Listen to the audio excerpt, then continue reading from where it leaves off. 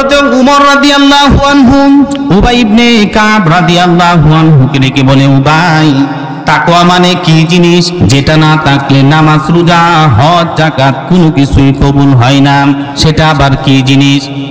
হযরতে উবাই ইবনে কাব রাদিয়াল্লাহু আনহু উমর রাদিয়াল্লাহু আনহুকে ডেকে বলে, উমর, আপনি আমাকে একটা জবাব দেন, আপনি জীবনে এরকম কোন রাস্তা দিয়ে হেঁটেছেন কিনা যেই রাস্তাটা ভেরি ন্যারো লেন, অনেক সংকীর্ণ একটা রাস্তা, শুধু সংকীর্ণ নয়, ওই রাস্তার দুপাশে রয়েছে কাঁটা জাতীয় বৃক্ষ, আপনি এরকম রাস্তার মধ্যে লাইফ লিভ করেছেন কিনা, হেঁটেছেন কিনা বলেন?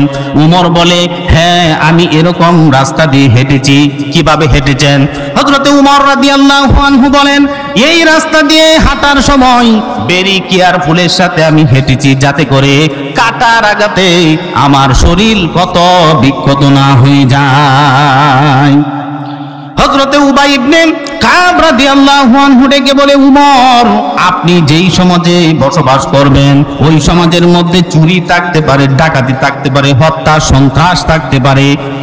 কাটার আঘাত থেকে নিজের শরীরকে যেভাবে আপনি বেঁচে থাকার জন্য খুব সুন্দরভাবে কেয়ারফুলের সাথে হেঁটেছেন, সমাজের মধ্যেও বসবাস করবেন এরকম করে, যাতে কোনো গুনাহের আসর আপনার শরীরের মধ্যে না লাগে। সেটাই হলো তাকওয়া। আমাদের সমাজের মধ্যে সুদ ঘুষ আছে না নাই? আমি বেঁচে থাকবো কেন? আমি আল্লাহকে ভয় করতেছি। অনেক অশ্লীল কাজ আছে, আমি সমস্ত কাজ থেকে বেঁচে থাকবো, কারণ আমরা কাকে ভয় করি? আল্লাহকে ভয় করি। ভাইটা আরো একটু সুন্দর করে নিকুন।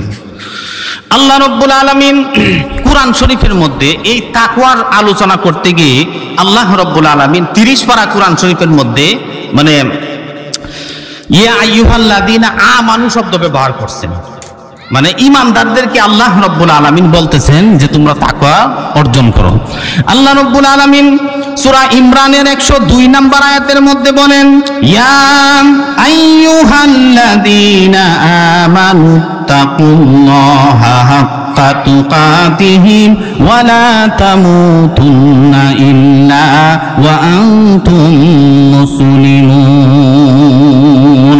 আল্লাহ রাব্বুল আলামিন বলেন, তোমরা আল্লাহ রাব্বুল আলামিনকে ভয় করো। হে ঈমানদারেরা, তোমরা আল্লাহ রাব্বুল আলামিনকে যেরকম ভাবে ভয় করা উচিত সেরকম ভয় করো, আর মুসলমান না হয়ে তোমরা কেউ মৃত্যুবরণ করবে না। আমাদের আজকের মাহফিলের প্রধান অতিথি সাহেব আমাদের মাহফিলের মধ্যে এসে গিয়েছেন, আমরা তাকে স্বাগত জানাই। মাহফিলের পক্ষ থেকে অসংখ্য ভেরি ভেরি থ্যাঙ্কস জানাই যে হুজুর সঠিক টাইমেই আমাদের মাহফিলের মধ্যে উপস্থিত হয়েছেন। হুজুর বিশ্রামে থাকবেন, খাওয়া দাওয়া করবেন, তারপর আমাদের মাঝে আসবেন।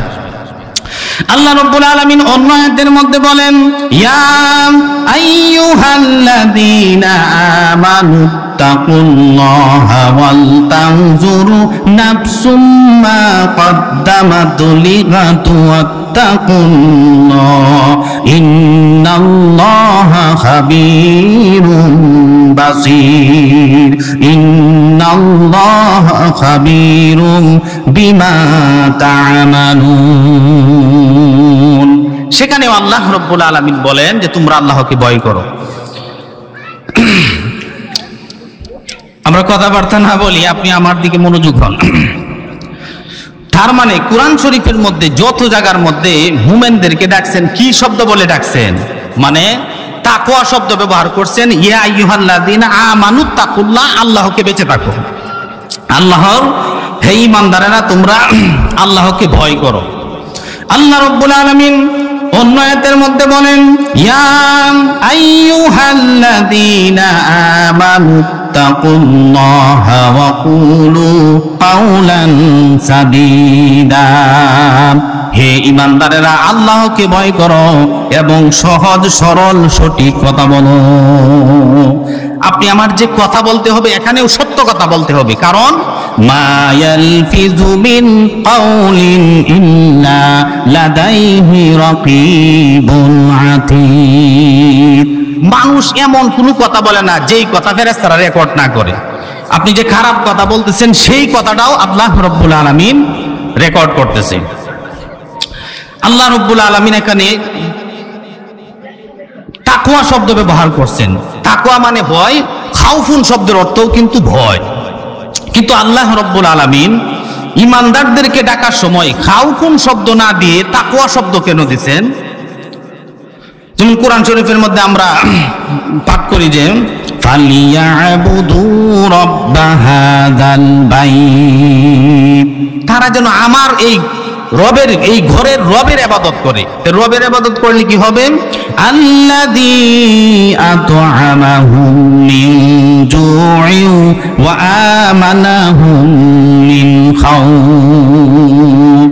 এ ঘরের মালিকের রবের ইবাদত করলেন আল্লাহ রাব্বুল আলামিন ক্ষুধার সময় তিনি খেতে দিবেন, আর ভীতির সময়, ভয়ের সময় রব্বুল আলামিন আমাদেরকে সেভ করে দিবেন। ইবাদত করতে হবে কার? আর একটু জোরে বলি কার? আল্লাহ রাব্বুল আলামিন বলেন ইবাদত একমাত্র আমার করতে হবে। এই দুনিয়ার মধ্যে যত প্রাণী আছে, ইচ্ছাই হোক অনিচ্ছাই হোক, কার আইন মানে? আর একটু জোরে বলি আফা গায়রা দীনিল্লাহি ইয়াবগুনা ওয়া লাহু আসলামা মান ফিস সামাওয়াতি ওয়াল আরদা তাওআন ওয়া কারহা। আসমান জমিনে যত প্রাণী আছে, ইচ্ছাই হোক অনিচ্ছাই হোক, কার আইন মানে? আল্লাহর। কিন্তু আমরা যে মানুষ, আমাদের মধ্যে বেজাল আছে। আল্লাহ বলেন ইন্নাল ইনসানা লাকাফুর, মানুষ হলো কৃতজ্ঞ। আপনি দেখবেন, আপনি 1 বছর একটা মানুষকে খাওয়াইছেন, 2-3 দিন আপনি না খাওয়ান, বিরুদ্ধাচরণ করেন, আপনার বিরুদ্ধাচরণ করবে। অথচ একটা কুকুরকে আপনি পালেন, এই কুকুর কিন্তু আপনার প্রভুভক্ত। যত প্রাণী আছে, এনিমেলস আছে, সকল প্রাণীর মধ্যে কুকুর হলো আপনার প্রভুভক্ত। সে কিন্তু বিরুদ্ধাচরণ করে না মালিকের। আর আল্লাহ রব্বুল আলামিন আমাকে এত এত জিনিস দিয়েছে, আমরা আল্লাহ রব্বুল আলামিনকে বিরুদ্ধাচরণ করি। আল্লাহ পাক কুরআন শরীফের মধ্যে বলেন। ভাইয়ারা আমার, তাকওয়া মানে হলো ভয়, খাউফুন মানেও হলো ভয়। কিন্তু আল্লাহ রব্বুল আলামিন খাউফুন শব্দ না দিয়ে তাকওয়া শব্দকে কেন দিলেন? তাফসীরে বাইজাবির মধ্যে উল্লেখ করা হয়েছে, খাউফুন মানে হলো এমনিতেই ভয় করা, আর তাকওয়া মানে হলো আল্লাহর নিষিদ্ধ কাজগুলি ঘৃণা ভরে বেঁচে থাকার নাম হলো, দূরে টেলের নাম দেওয়ার নাম হলো তাকওয়া। ঘৃণা ভরে ছেড়ে দেওয়ার নাম হলো তাকওয়া। এই তাকওয়াটা কি জিনিস? একটা, আমরা যে মানুষ, প্রত্যেকটা মানুষের শরীরের মধ্যে একটা গোশতের টুকরা আছে, আছে না নাই? মানে একটা হার্ট আছে, একটা দিল আছে। এই দিলটাই হলো আপনার শরীরের মধ্যে সবচেয়ে ভালো অঙ্গ, এই দিলটাই হলো আপনার শরীরের মধ্যে সবচেয়ে খারাপ অঙ্গ। লুকমান আলাইহিস সালাতু ওয়াস সালাম, উনি ছিলেন একজন কালো মানুষ। উনি, আল্লাহ রাব্বুল আলামিন তাকে ওয়াফার করেছিল, লুকমান আমি তোমাকে 2টা জিনিস দেব, একটা হিকমতও দিব আর নবুয়তও তোমাকে দিব, তুমি কোন জিনিসটা নিবে? You are the choice, best choice কোনটা, এটা তোমার, তুমি বলো। লুকমান আলাইহিস সালাতু ওয়াস সালাম হিকমত নিলেন। এই জন্য আল্লাহ পাক কুরআন শরীফের মধ্যে বলেন ওয়ালাকাদ আতাইনা লুকমানাল হিকমা, আমি লুকমান আলাইহিস সালাতু ওয়াস সালামকে হিকমত দিলাম, জ্ঞান দিলাম। অথচ তিনি ছিলেন কালো, তিনি মনিবের কাজ করতেন। যখন এই কাজের ফাঁকে একটু সময় পেয়ে যেতেন, ঘন্টার ঘন্টা আলোচনা করত, মানুষেরাও তার আলোচনা শুনত। ভাইয়ারা আমার, আপনি যতই কালো হন, আপনার শরীরের মধ্যে যেই কলব আছে, দিল আছে, মাইন্ড আছে, মন আছে, সেটা যদি ভালো হয়, আপনি আসলেই ভালো। আল্লাহর রাসূল বলেন 3 কালোকে আল্লাহ রাব্বুল আলামিন দুনিয়ার জগতে শ্রেষ্ঠত্ব দিলেন, সম্মান দিলেন। তার মধ্যে এক কালোর নাম হলো লুকমানে হাকিম। 2 নম্বর হযরতে বেলাল, তার বাড়ি হইল আফ্রিকায়, তাকে আইসে মক্কায় মানুষেরা কালা কাওয়া বলে আখ্যায়িত করে, আর বলে বাদামের ঘরের বাদামে, গোলামের ঘরের গোলাম। সেও গোলাম, তার বাপও গোলাম, তার কি ইজ্জত আছে, তার কি সম্মান আছে? আল্লাহর নবী বলেন আল্লাহ রাব্বুল আলামিন আমাকে যখন বলবে জান্নাতের মধ্যে প্রবেশ করার জন্য উটের মধ্যে আরোহণ করে, আমি বেলাল রাদিয়াল্লাহু আনহুকে বলবো, বেলাল যাও যাও যাও, তুমি আমার সাথে একসাথে উটের লাগাম টেনে টেনে জান্নাতের মধ্যে প্রবেশ করো। মর্যাদা কম না বেশি? অথচ আছেন কালা, কিন্তু দিলটা ছিল অনেক ভালো। আল্লাহর নবী মক্কা বিজয় করলেন, রসুল বলেন আজকে বিজয়ের দিন, আজকে বিজয়ের দিনে বিজয় দিবস উদযাপন করব বাইতুল্লাহর পাদদেশে ওপেন জোহরের নামাজ আদায় করার মাধ্যমে। কে দিবে আজকে আজান? আল্লাহর রাসূল মশওয়ারার মধ্যে বসে গেলেন, পরামর্শের মধ্যে বসে গেলেন। একজন ডেকে বলে, পয়গাম্বর, আজকে বিজয় দিবসের আজান দিয়ে দিবে আপনার সাহাবী হযরতে আবু বকর, কারণ আপনি বলেছেন হিজরতের রাতে সেই আবু বকরের কথা ভোলার নয়, আজকের আজান আবু বকরের দিয়ে দিবে, তুমি বসে যাও। আরেকজন ডেকে বলেন, হে পয়গাম্বর, আজকের বিজয় দিবসের আজান দিয়ে দিবে আপনার সাহাবী হযরতে উমর, তার কারণ হলো আপনি বলেছেন আপনার পরে দুনিয়ার মধ্যে আর কোন নবী হবে না, লাউকানা বাদি নাবিয়ুন লাকানা উমর, আপনার পরে দুনিয়ার মধ্যে আর কোন নবী আসবে না, যদি নবী হতো আল্লাহ রাব্বুল আলামিন উমরকে নবী বানায়া দিত, উমরেই আজান দিবে, তুমি বসে যাও। আরেকজন ডেকে বলে, পয়গাম্বর, আজকের বিজয়ের আজান দিয়ে দিবে আপনার সাহাবী হযরতে উসমান, কারণ আপনি বলেছেন লিকুল্লি নাবিয়িন রাফিকুন ওয়া রাফিকিয়ানি ফিল জান্নাতি উসমান, সকল নবীর জান্নাতের মধ্যে একজন একজন করে বন্ধু হবে, আর আপনার জান্নাতের মধ্যে বন্ধু হবে আপনার সাহাবী হযরতে উসমান, উসমানে আজান দিবে, না না তুমি বসে যাও। আরেকজন ডেকে বলে, পয়গাম্বর, আজকের বিজয় দিবসের আজান দিয়ে দিবে আপনার সাহাবী হযরতে আলী, কারণ আপনি বলেছেন লাউকানা বাদি, কারণ আপনি বলেছেন আপনি হলেন আনা মাদিনাতুল ইলমি ওয়া আলিউম বাবুহা, আপনি হলেন ইলমের শহর, আর এই শহরের ডোর, এই শহরের দরজা হলো হযরতে আলী, আলী আজান দিয়ে দিবে, তুমি বসে যাও। আল্লাহর নবী চুপ হয়ে গেলেন, আল্লাহর সিদ্ধান্তের অপেক্ষায় অপেক্ষমান।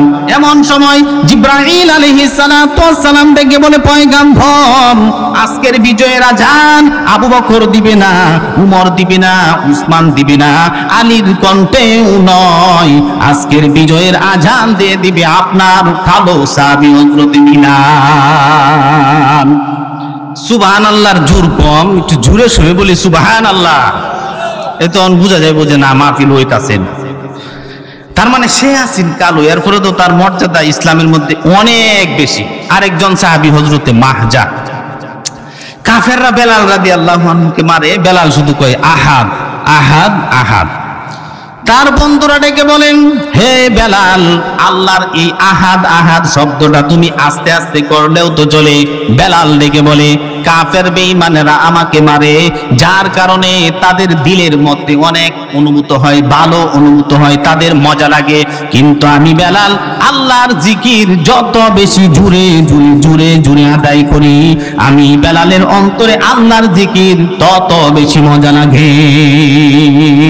আল্লাহ আল্লাহ ক্যা মুবারক নাম হায়, আল্লাহ আল্লাহ আশিকু কা কাম হায়, আল্লাহ আল্লাহ ইচি শিরিন ইস্তুনাম, শিরে সকর নিকুনা তো জানাম তামাম।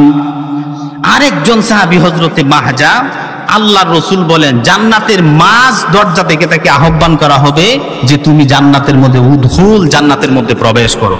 ভাইয়েরা আমার, তার মানে আমরা যারা কালো আছি, আমাদের এইরকম কালো আছি আমি বিধায় আমাদের কষ্ট পাওয়ার কোনো কথা নাই। যে একটা ইংরেজিতে প্রবাদ আছে যে outer beauty is not real beauty, inner beauty is real beauty. বাহ্যিক সৌন্দর্য আসল সৌন্দর্য নয়, ভিতরের সৌন্দর্যই হলো সত্যিকার রিয়েল খাঁটি সৌন্দর্য, ঠিক না বেটি? এজন্য আগে আমি অন্তর ভালো করে দিল ভালো করি।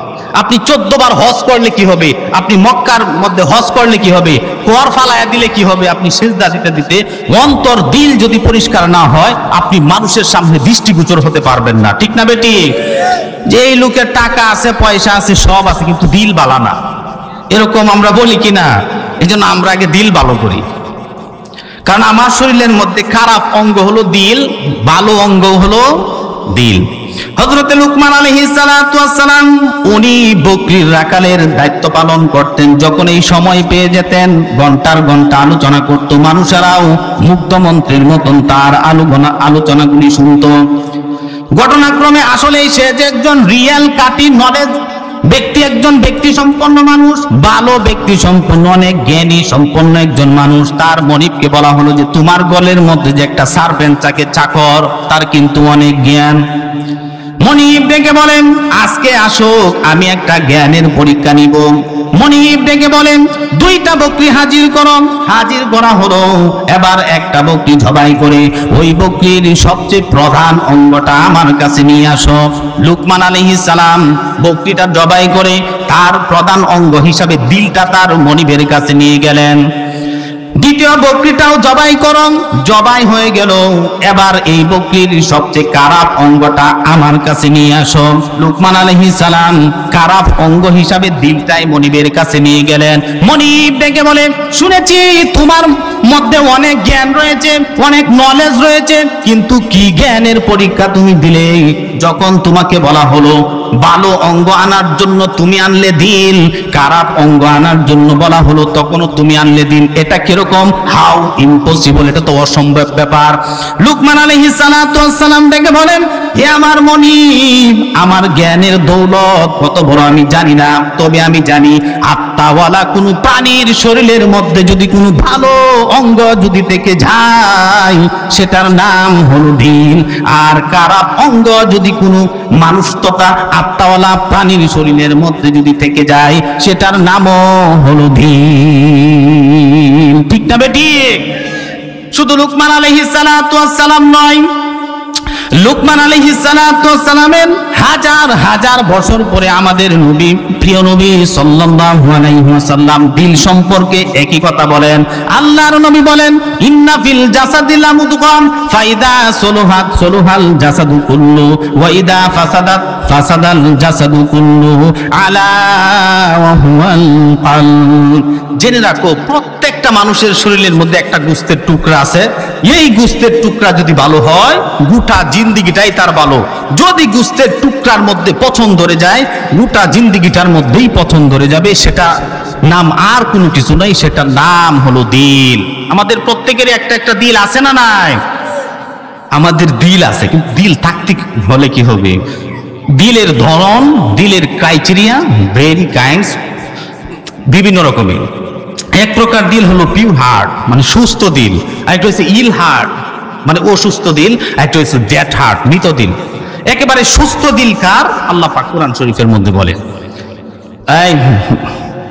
আল্লাহ রাব্বুল আলামিন বলেন ইয়াউমা লা ইউনফাউ মালুন ওয়ালা বানুন ইল্লা মান আতাল্লাহা বিকলবিন সালিম।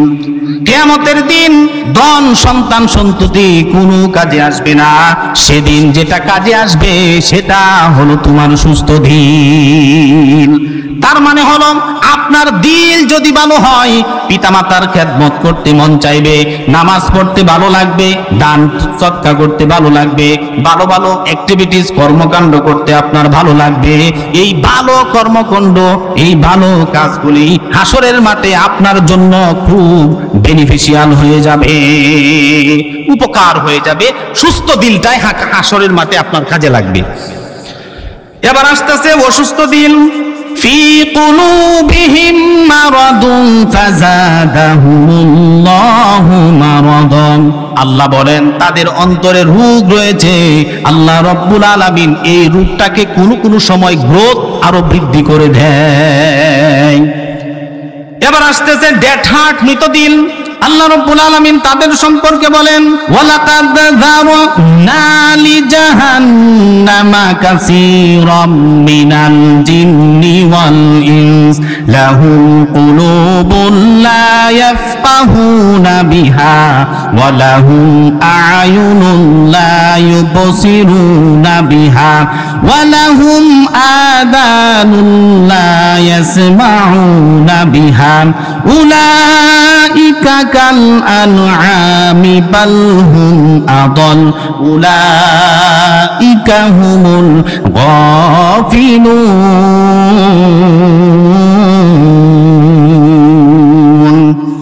আল্লাহ রাব্বুল আলামিন বলেন, তাদেরকে আমি চোখ দিলাম, সেই চোখ দ্বারাতে দেখে না, যদিও দেখে ভালো জিনিস দেখে না, খারাপ জিনিস দেখে। অন্তর দিলাম, সেই অন্তর দ্বারাতেও তারা উপলব্ধি করে না, বুঝে না। চোখ দিলাম, সেই চোখের মাধ্যমেও তারা দেখে না। কান দিলাম, সেই কানের মাধ্যমেও শুনে না। আল্লাহ বলেন, তারা কারা? তারা হলো উলাইকা কাল আনআম বাল হুম আদল।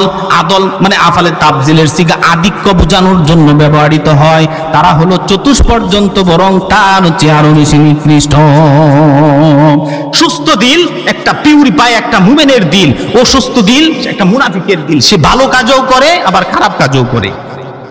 মসজিদের মধ্যেও চাঁদা দেয়, গানের অনুষ্ঠান হবে ওই জায়গার মধ্যেও চাঁদা দেয়। আমি আসছি মসজিদের মধ্যে আল্লাহকে খুশি করার জন্য, মসজিদ থেকে বের হয়ে যাওয়ার সময় শয়তানকে খুশি করে আমরা চলে যাই। আর ডেড হার্ট, মৃত দিল হলো কাফেরের দিল। তার মানে এই অল্প কয়েক মিনিটের আলোচনার মাধ্যমে আমি বুঝতে পেরেছি আমার দিলের ধরনটা কিরকম। পৃথিবীর মধ্যে অসুস্থ দিলের মানুষের সংখ্যাই বেশি, অসুস্থ দিলের মানুষের সংখ্যাই বেশি। আমি ভালো কাজও করি, খারাপ কাজও করি। এরকম আমার লাইফ লিভ, আমার সামাজিকতা, ধর্মীয় দিক, লাইন নির্দেশনা আমার এরকম হলে হবে না। আমার খাঁটি মুমিনের দিল অর্জন করতে হবে। আল্লাহ পাক সকলকে সেই খাঁটি মুমিনের দিল অর্জন করার তৌফিক দান করুন। সকলে বলি আমিন। রাসূলুল্লাহ সাল্লাল্লাহু আলাইহি ওয়াসাল্লাম, এই সময়টা ছিল এজ অফ ইগনোরেন্স, অন্ধকার যুগ, বর্বর যুগ আছিল। মানুষের অনেক খারাপ কাজ করত।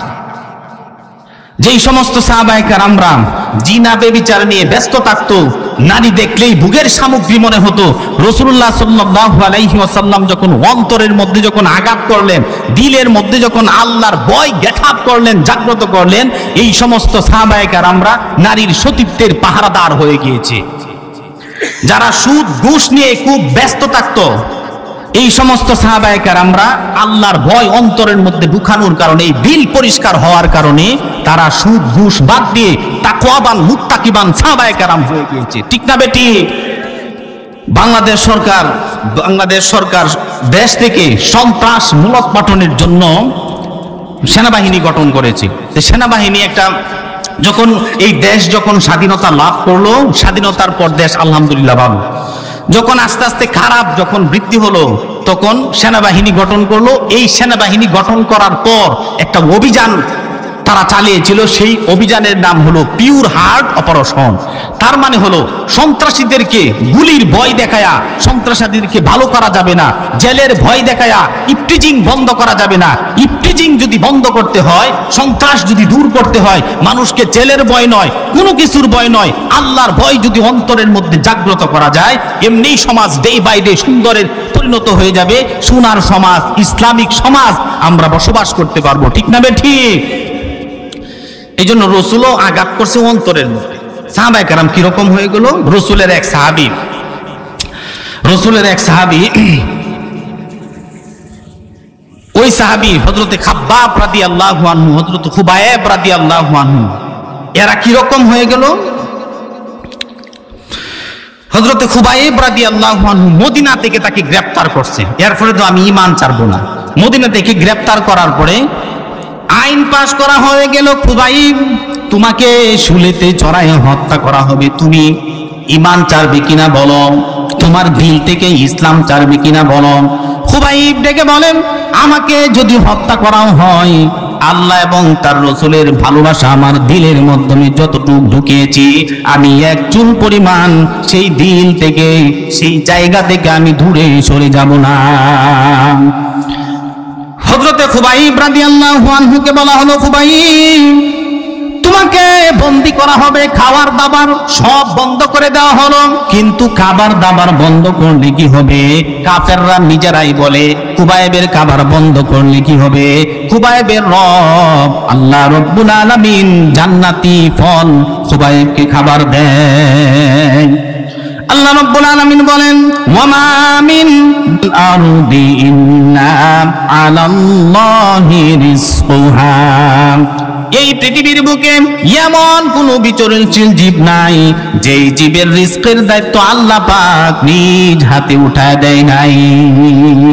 খাবারের দায়িত্ব কার হাতে? খুবাইবকে আইন পাশ করা হলো, খুবাইব তোমাকে হত্যা করা হবে, ঈমান থেকে দূরে সরে যাও।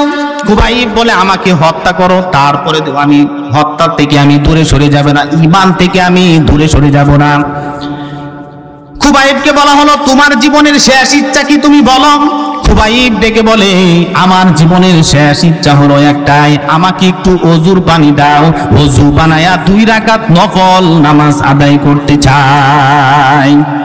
অজুর পানি দেওয়া হলো, খুবাইব 2 রাকাত নামাজ পড়লো। প্রথম রাকাতটা একটু লম্বা করে আদায় করলেন, দ্বিতীয় রাকাতটা তাড়াহুড়া করে আদায় করলেন, এই কারণে যাতে করে কাফের সেই ভয় অন্তরের মধ্যে আবার গ্যাঠাপ করতে পারি, আমরাও কিন্তু দুনিয়ার মধ্যে ভালো রিয়েল খাঁটি মানুষে পরিণত হতে পারবো। সেই ভয় অন্তরে জাগ্রত করার তৌফিক দান করুক সকলে বলি আমিন। রাসূলের সাহাবী হযরতে যায়েদ বিন সালেম রাদিয়াল্লাহু আনহু উনি খাবার খায় না। কেন? রাসূল অসুস্থ।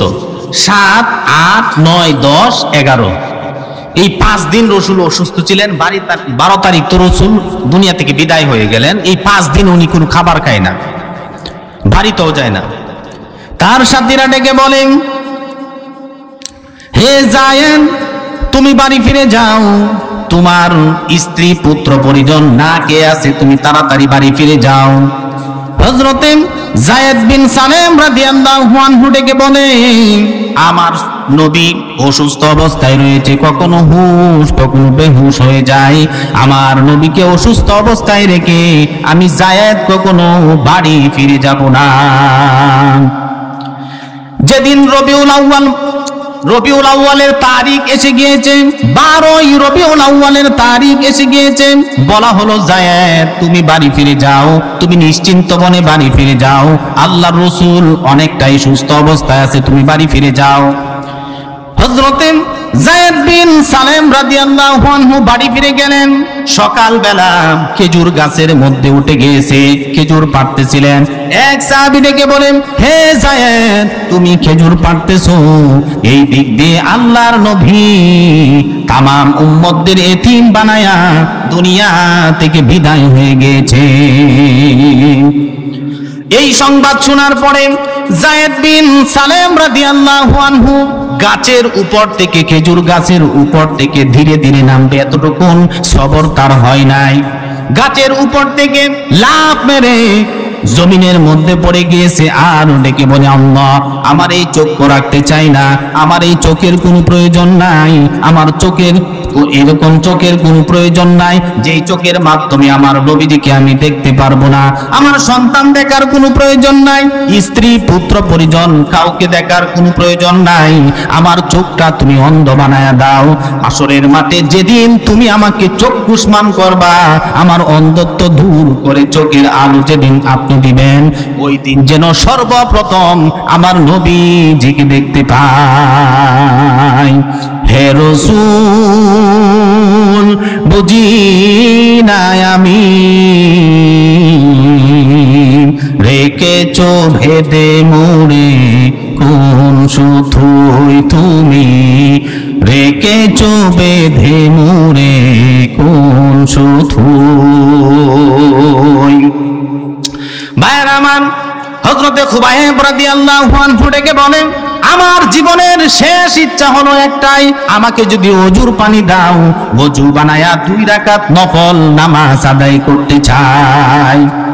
অজুর পানি দেওয়া হলো, খুবাইব নামাজ আদায় করলেন, হাত তুলে ডেকে বলে প্রভু গো এখনই আমার জান চলে যাবে, আমাকে হত্যা করবে, আমার জীবনের শেষ সালাম রাসূলের দরবারে পৌঁছায় দিও। হযরতে খুবাইব রাদিয়াল্লাহু আনহুকে বুকের মধ্যে আঘাত করা হলো, প্রাণ বের হয়ে গেল, মারা গেল। আল্লাহ রাসূল মসজিদে নববীর মধ্যে বয়ানরত অবস্থায় দাঁড়ায় গেলেন, ডেকে বলে সালামুন আলাইকা ইয়া খুবাইব, সালামুন আলাইকা ইয়া খুবাইব। সাহাবায়ে কেরাম ডেকে বলেন হে আল্লাহর নবী, 2টা মাস পর্যন্ত খুবাইবের সাথে আমাদের কোনো দেখা নাই, আপনি সালাম দেন। কিরকম করে সালাম দেয়? আল্লাহর রাসূল ডেকে বলে, তুমি নবী না, তোমরা নবী না, আমি নবী। আমি যা দেখি তোমরা তা দেখো না। আমি আমার নবুয়তি চোখের মাধ্যমে দেখতে পেতেছি আমার খুবাইব জান্নাতের পাখি হয়ে জান্নাতের মধ্যে উড়ে বেড়াতেছে। ইমাম মালিক রহমতুল্লাহি আলাইহি 70টা বছর পর্যন্ত তিনি মদিনার মধ্যে কাটালেন। 70টা বছরের মধ্যে ইমাম মালিক কোনদিন পায়ের মধ্যে জুতা দেয় নাই। সাথীরা প্রশ্ন করা হলো, ও ইমাম মালিক, 70টা বছর পর্যন্ত তুমি মদিনার মধ্যে কাটালে, একদিনও পায়ের মধ্যে জুতা দেও না, কারণটা কি বলো? ইমাম মালিক ডেকে বলে, রে মদিনার বাসী, আমি যখন এই মদিনার জমিনের মধ্যে নাকটা লাগায় দেই, সেখান থেকে আমার হুজুরের রওজার মেশকের গন্ধ পাই। মদিনা নাম কত সুন্দর,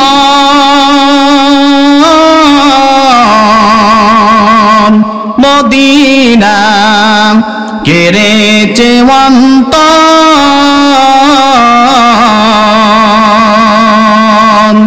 সেই মদিনার পথের ধুলি আমি, সেই মদিনার পথের ধুলি আমি মাখতে পারলাম না, মদিনা যাইতে পারলাম না, মদিনা দেখতে পারলাম না। আরবের ওই পূবাল হাওয়া পশ্চিমে করে চোধাওয়া, ওই গরিবের দুঃখী সালাম পৌঁছে দিও মদিনায়, মদিনা দেখতে পারলাম না, মদিনা যাইতে পারলাম না। আমি অসহায় তাই অতি দূরে রই, অসহায় তাই এত দূরে রই, শুধু সালাম জানাই, মদিনা দেখতে পারলাম না। সেই মদিনায় যাওয়ার তৌফিক দান করুক, সকলে বলি আমিন। হুজুর আইসা পড়ছেন, হুজুর কথা বলবেন, আমার আলোচনা শেষ করে দিতেছি। এই জন্য আপনি আমার দিল ভালো করতে হবে। দিল যদি আপনার ভালো হয়, মুকাশাফাতুল কুলুব, মানে আপনার অন্তরটা যদি খুব ভালো হয়, বান্দা দুনিয়ার জগতের কথা বাদ দিলাম, কবর জগতে কি হয় সেটাও বান্দা বুঝতে পারে। উপরের দুনিয়ার কথা বাদ দিলেন, মানে কবরের যখন মুরাকাবা যখন বসে, যে কবর জগতের মধ্যে কি হয় এটাও বান্দা জানতে পারে। আমরা আল্লাহ রব্বুল আলামিনের শুকরিয়া আদায় করে নিয়েছি। সেই আল্লাহ রব্বুল আলামিন আপনি আমাকে যদি এই ফেসিলিটি না দিতেন, আমরা এই মাহফিলের আয়োজন করতে পারতাম না, এবং আমরা এই মাহফিলের মধ্যে আসতেও পারতাম না। এই সুযোগ, এই সুবিধা, এই ফেসিলিটি কে দিয়েছেন? আল্লাহ দিয়েছেন। ওয়াল্লাযীনা জাহাদু ফীনা লানাহদিয়ান্নাহুম সুবুলানা, মানে কোন একটা কাজ চেষ্টা করি আমরা মানে এই মাহফিলের মধ্যে আসার জন্য চেষ্টা করেছি আমরা, আসার বসার এটার মধ্যে বরকত দিয়েছেন কে? আল্লাহ। এই জন্য মুমিনের সর্ব অবস্থায় আল্লাহ রব্বুল আলামিনের সন্তুষ্টি অর্জন করতে হবে। আল্লাহ রব্বুল আলামিনকে সন্তুষ্টি চিত্তে মেনে নিতে হবে। আমার অসুখ হোক, আমার রোগ হোক, এটা কার নিয়ামত? আল্লাহর নিয়ামত। আমরা এখনো যারা অযথাই ঘোরাফেরা করতেছি, আমরা প্যান্ডেলের নিচে চলে আসি। আসলে আমি তো আপনাদের এলাকার মানুষ, আর মাহফিল করতে গিয়ে অনেক দৌড়াদৌড়ি, ওয়াজের তো এরকম ওয়াজ পড়লে আসলে একবারে নিউট্রিলা থাকতে হয়, কোনো বেশি ঝামেলা না, ডাইরেক্ট আমি ওয়াজ পড়াম কোরআন হাদিস থেকে, এই চিন্তা নিয়ে কিন্তু মাহফিলের মধ্যে বসতে হয়। কিন্তু আমার মাথার তো আর ওয়াজের চিন্তা না। এরপরে তো আমাকে আল্লাহ রব্বুল আলামিন কথা বলার, আপনাদেরকেও শ্রবণ করার তৌফিক দান করুক, সকলে বলি আমিন।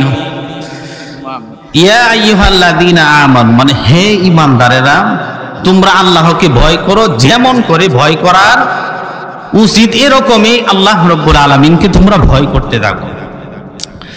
এটা হচ্ছে বাংলাতে বলা হয় ভয়, ইংরেজিতে বলা হয় এফিয়ার, এবং আরবিতে বলা হয় তাকওয়া। তাকওয়া মানে কি? আল্লাহর ভয়। এর মাদ্দা হলো ওয়াকিউন, ওয়াও কাফ ইয়া।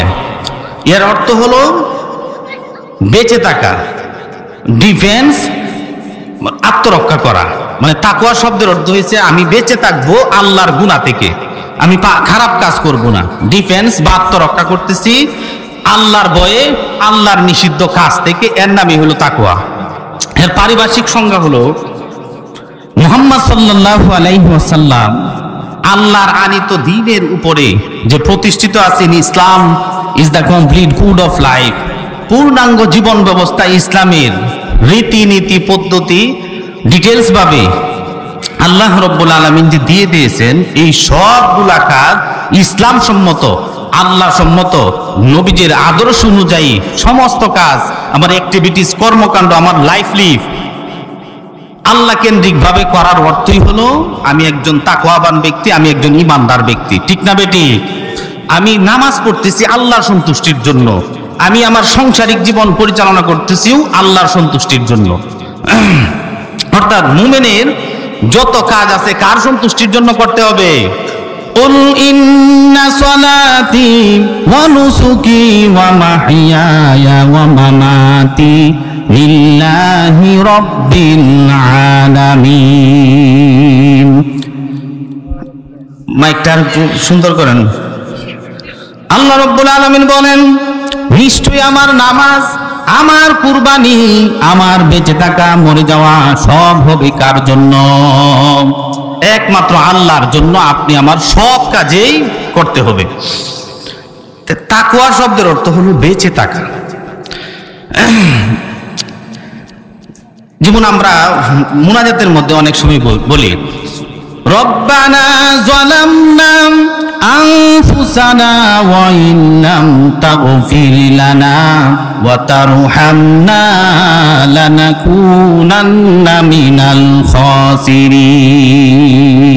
এই যে ওয়াকিনা শব্দের অর্থ হচ্ছে বেঁচে থাকা, and saver from the torment of fire. হে আল্লাহ, আমাকে তুমি জাহান্নামের আগুন থেকে আমাকে তুমি বাঁচাও। তার মানে ওয়াকিনা শব্দের অর্থ কি? এখানে হলো বেঁচে থাকা। তাকওয়া শব্দের অর্থ হলো বেঁচে থাকা। হযরত উমর রাদিয়াল্লাহু আনহু নবীজির এক সাহাবী, যার নাম হলো উবাই ইবনে কাব রাদিয়াল্লাহু আনহু,